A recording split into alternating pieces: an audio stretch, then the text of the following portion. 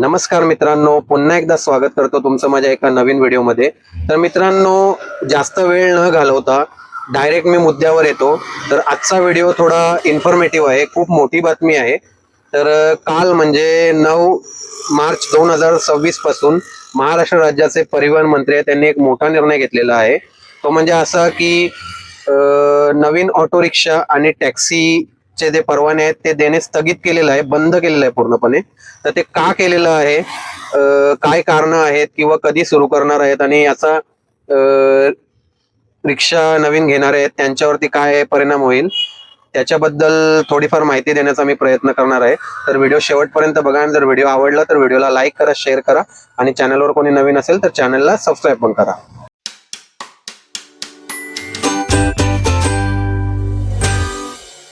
तर परमिट स्थगित केले म्हणजे नेमकं काय केलंय त्याबद्दल आपण जाणून घेऊयात मित्रांनो. तर परमिट स्थगित केले म्हणजे सरकारने नवीन ऑटो रिक्षा आणि टॅक्सीसाठी जे परमिट देणं आहे ते थांबवलेलं आहे पूर्णपणे.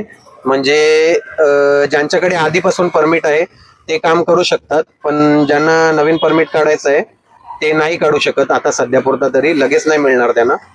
तर पुढचा जो पॉइंट आहे तो म्हणजे असा की सरकारने हा निर्णय का घेतला. तर हा निर्णय घेण्याची बरीच कारणं आहेत, त्यातली 2-3 कारणं मी तुम्हाला सांगतो. ती म्हणजे अशी की रस्त्यावरती परवाने देत असल्यामुळे ऑटो रिक्षा आणि टॅक्सीचं प्रमाण खूप वाढलेलं आहे. आणि दुसरं म्हणजे की त्याच्यामुळे ट्रॅफिक पण खूप होते, वाहतूक कोंडी होते खूप. ही 2 कारणं आहेतच. पण अजून एक महत्वाचं कारण आहे ते म्हणजे की परवाने देत असल्यामुळे जे जुने परवाने धारक आहेत म्हणजे ज्यांच्याकडे परवाने आहेत, रिक्षा चालवतात, त्यांच्या धंद्यावरती थोडासा कमाईवरती परिणाम होतोय. ही अशी 2-3 कारणं मी तुम्हाला सांगू शकतो. बाकी अजून बरीचशी कारणं आहेत जी त्यांनी सांगितलेली आहेत. पुढे या निर्णयाचा काय फायदा होईल याबद्दल मी तुम्हाला सांगतो.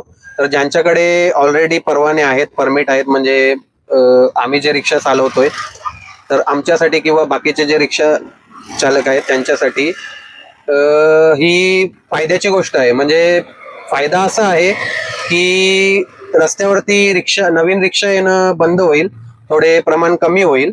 त्याच्यामुळे धंद्यावर जो परिणाम होतो तो थोडासा कमी होईल, म्हणजे जास्त नाही पण थोडाफार असा फरक पडेल. आणि जे नवीन रिक्षा घेण्याचा विचार करतायत, या धंद्यामध्ये येण्याचा विचार करतायत, त्यांच्यासाठी ही खूप हे अडचणीची बातमी आहे. त्यांच्यासाठी खूप अडचण होणार आहे की ते काय करतील आता, असे त्यांच्या मनात वगैरे विचार येतील या निर्णयामुळे. तरी सुद्धा ज्यांना नवीन रिक्षा घ्यायची आहे त्यांनी काय करावं, तर ते असं करू शकतात की आरटीओ मध्ये जाऊन माहिती घेऊ शकतात की नेमकं काय आहे, म्हणजे कधीपर्यंत सुरू होईल. तिथे जाऊन तुम्ही विचारू शकता. किंवा जे जुने परमिट आहेत, परमिट धारक आहेत, त्यांना ट्रान्सफर करायचं असेल परमिट दुसऱ्याच्या नावावरती, त्यांना द्यायचं असेल, त्यांना नको असेल, तर असे जे असतील परमिट धारक त्यांच्याशी कॉन्टॅक्ट करून नवीन रिक्षा घ्यायचं असेल ज्यांना, ते ट्रान्सफर करून घेऊ शकतात त्यांच्या नावावरती. असं ही एक गोष्ट करू शकतात.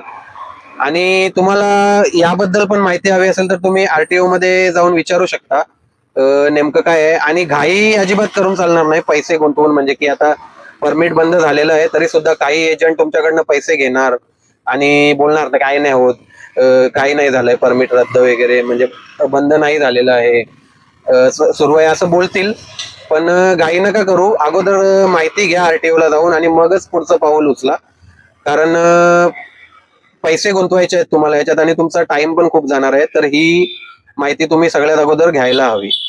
याबद्दल माझं काय मत आहे, तर माझं एवढंच मत आहे की काही लोकांना या निर्णयाचा फायदा झाला असेल आणि काहींना खूप अडचण आली असेल. म्हणजे नवीन रिक्षा मगाशी जसं मी म्हटलं, नवीन रिक्षा घेण्याचा जे विचार करतायत त्यांच्यासाठी खूप ही मोठी अडचण आहे. सध्या कधीपर्यंत बंद करतायत माहित नाहीये.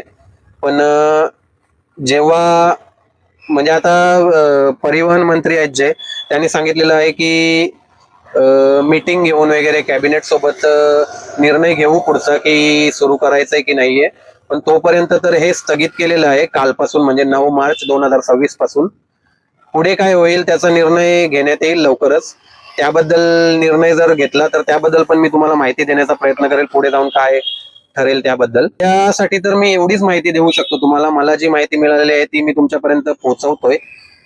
या निर्णयाबद्दल तुम्हाला काय वाटतंय कमेंट करून नक्की सांगा.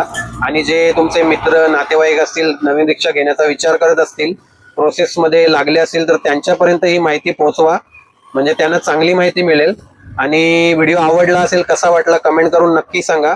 आणि जर चॅनलवर नवीन असेल तर चॅनलला सबस्क्राईब करा आणि लाईक शेअर करा व्हिडिओला. आणि हाईपचा बटन आहे तो पण दाबून टाका.